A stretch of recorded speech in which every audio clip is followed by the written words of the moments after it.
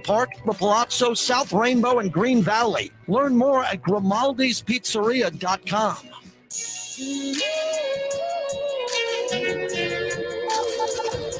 Lawyer, host of Suit Up News, legal and cultural contributor Exavier Pope is live on Cofield Company. So we discovered this week that Dwayne Haskins, deceased, cannot win a Super Bowl. And Colin Cowherd threw that out there, made a big mistake. People came raining down on him. John Von Tobel just defended him. Exavier Pope was pretty strong on this topic on Twitter. Xavier's up with us here on Cofield Company. What's up, buddy? Hey, how's it going, Steve? I was pretty rough on him, Steve, just because he had a chance to pause and also pick the names off of the list. So he didn't read the list verbatim. He consciously started picking names off the list of quarterbacks that can never win a Super Bowl, and he happened to land on Dwayne Haskins. And this already, remember, Adam Schefter, who initially reported, said some pretty disparaging things about Dwayne Haskins in his career before announcing his death on his Twitter, and people really went in on Adam Schefter about that too. So it's just these two incidents back to back, just disrespecting a man who lost his life tragically too soon. So my defense of him was that I thought this was a production error, not a Cowherd error. Like, he's not putting together the list. He's reading it off as he's going along. Like you said, he's picking off names. And you could tell when you hear the clip, when he says it, he completely slips out from underneath his feet because he doesn't know what to say after that. I think if there's – I think a criticism should be, do you stop if you're Cowherd and acknowledge the mistake that you made? Because that's, I think, one of my big criticisms of it. Not that he actually said the name, but it's the fact that he didn't acknowledge immediately right there, like, oh, hey, by the way, that's a mistake on our end. He should not be on the list. Yeah, I think that you see that a lot in sports media, where instead of stopping and say, hey, my bad, in the moment, just hoping that no one notices what happened. You're literally broadcasting live, and so you have the opportunity to correct that mistake, and you shouldn't be waiting for people to be upset about something when you know you've done something wrong.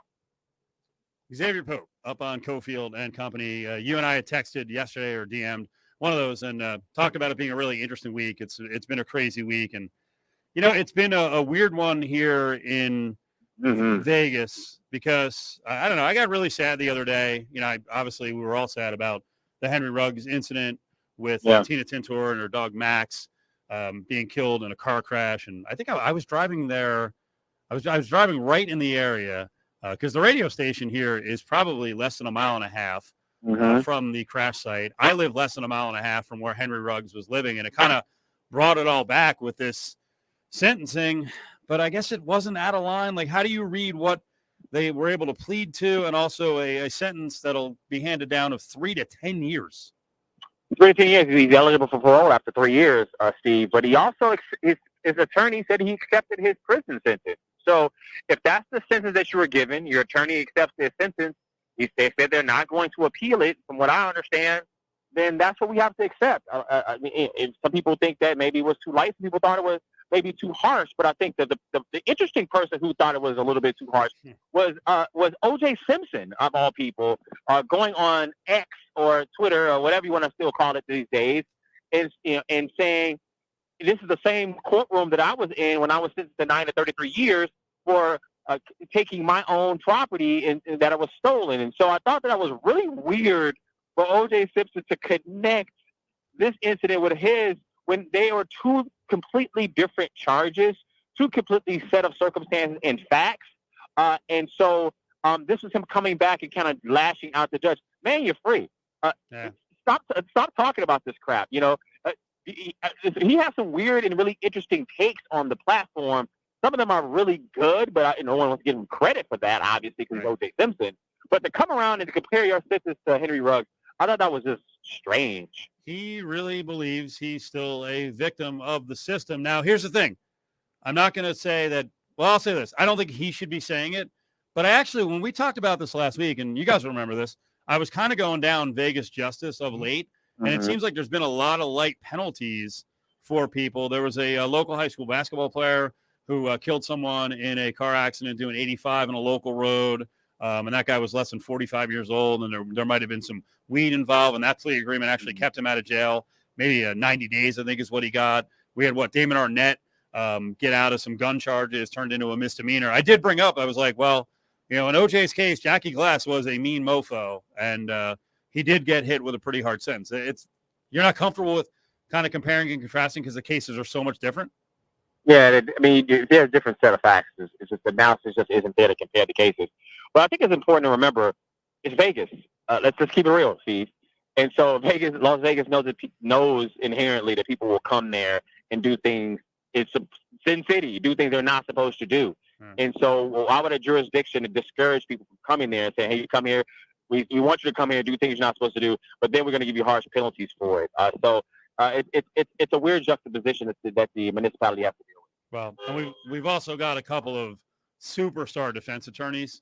I mean, David Chesnoff, there's a couple of guys here who rep all the celebrities who get in trouble, and they are brilliant what they do in court. Like, we may not like it, but, and you're an attorney, so, and I don't think you've ever been a criminal defense attorney, but I'm sure you watch what these people do. They are paid a lot of money for a good reason. A lot of times they get very light sentences, for their subjects. Yeah, I mean, if you're in front of that courthouse all the time, in front of the same judges, you're going back and eating with them in their chambers. You are commiserating with them. You're going to lunches with them. It's not just your ability to prove these cases in a court of law. You have personal and professional relationships with these judges, and they want to be able to make sure they have a good reputation. And having a superstar attorney that is in bed with I wouldn't say in bed necessarily, but real up close with the judge to speak, gives the opportunity to get the guys off. This one's really interesting, and I don't think many people are going to take this angle in sort of defending Damon Arnett. I don't know everything that went on, but did you see this claim by this lady, Danny Banks, who came out and threw some allegations out on a podcast? Can I have you listen to this? Because I think this is troubling if it didn't happen. Let's have the audience and Xavier listen to this. Damon Arnett, little football player that played for the Raiders that got kicked off trying to shoot someone or something. Oh, yeah.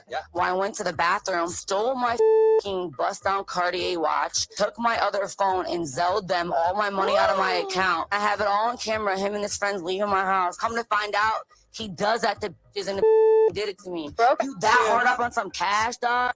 Okay. First of all, I know that's some jabroni podcast, but I can tell you if I was hosting a podcast, or because I do it on the show, I'd be like, allegedly, please stop saying that this is factual. One, let's treat this like it did happen. Arnett's been in so much trouble. He just got off or out of a gun charge, a felony gun charge where, he was accused of flashing a gun at the valet. If this did happen, you hear her accusation, how much trouble would Damon Arnett be in? I'd be in a ton of trouble, but she said she had the video. And so we can't assume that, I can't say assume this happened. We'll prove that this happened. If you have the video, show the video. And if you really had the video, and we know this, Steve, every time there's a video, that's when the punishment is the most harsh.